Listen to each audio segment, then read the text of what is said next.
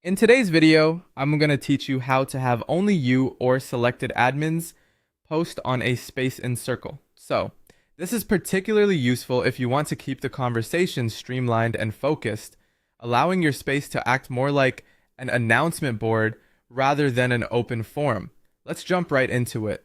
First, you're going to need to log into your Circle, so admin account. Once you're logged in, navigate towards the left sidebar. There, you'll see an option labeled Spaces. Go ahead and click on that. You'll be presented with a list of all the spaces you manage. Choose the space where you'd like to limit the posting permissions.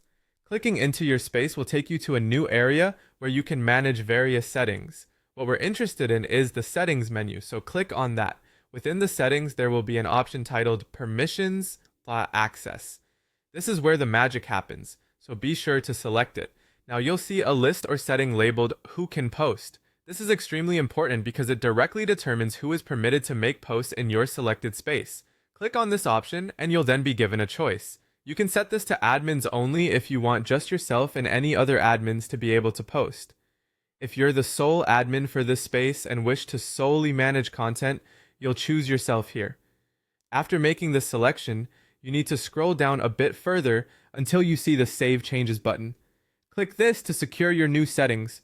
Always ensure you hit save, otherwise, the adjustment won't be applied and your efforts would be in vain.